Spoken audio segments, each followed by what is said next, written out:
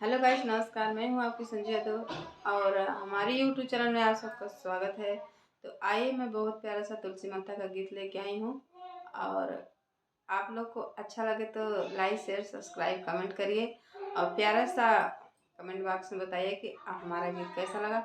आप लोग प्लीज़, मैं रिक्वेस्ट कर रही हूँ, शेयर करिए, सपोर्ट करिए प्लीज़ दोस्तों। और आइए सुनिए। अंगना में तुलसी लगाई दा, निकला गई अंगना में तुलसी लगाई दा, निकला गई अंगना में तुलसी लगाई दा, निकला गई अंगनावा। जौह तुलसी मैया अइबू हमरे अंगना, जौह तुलसी मैया अइबू हमरे अंगना। अंगना में चौका पुराई देव, निकला गई अंगनावा। अंगना में चौका पुराई देव, निकला गई अंगनावा। अंगना में तुलसी लगाई देव, निकला गई अंगना में तुलसी लगाई देव, निकला गई अंगनावा। जौह तुलसी मैया अइबू हमरे अंगना, जौह तुलसी मैया अइबू हमरे अंगना। फुलवा कयासन लगाई देव, निकला गई अंगनावा। फुलवा कयासन लगाई देव, निकला गई अंगनावा।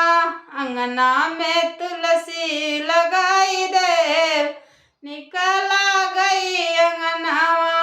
अंगना में तुलसी लगाई देव, निकला गई अंगनावा। जौह तुलसी मैया अइबू हमरे अंगना, जौह तुलसी मैया अइबू हमरे अंगना। गंगा जलवा से चरण धुलाई देव, निकला गई अंगनवा। गंगा जलवा से चरण धुलाई देव, निकला गई अंगनावा। अंगना में तुलसी लगाई देव, निकला गई अंगनावा। अंगना में तुलसी लगाई देव, निकला गई अंगनावा। जौह तुलसी मैया अइबू हमरे अंगना, जौह तुलसी मैया अइबू हमरे अंगना। छप्पना भोगवा लगाई देव, निकला गई अंगनावा। मेवा मिश्री सबके बटवाई देव, निकला गई अंगनावा। मेवा मिश्री सबके बटवाई देव, निकला गई अंगनावा। अंगना में तुलसी लगाई देव, निकला गई अंगनावा। अंगना में तुलसी लगाई देव, निकला गई अंगनावा।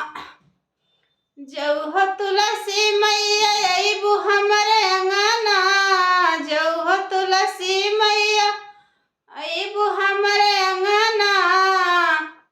मनवा के ललसा पुराई द, निकला गई अंगनावा। मनवा के ललसा पुराई द, निकला गई अंगनावा। अंगना में तुलसी लगाई द, निकला गई अंगनावा। अंगना में तुलसी लगाई द, निकला गई अंगनावा।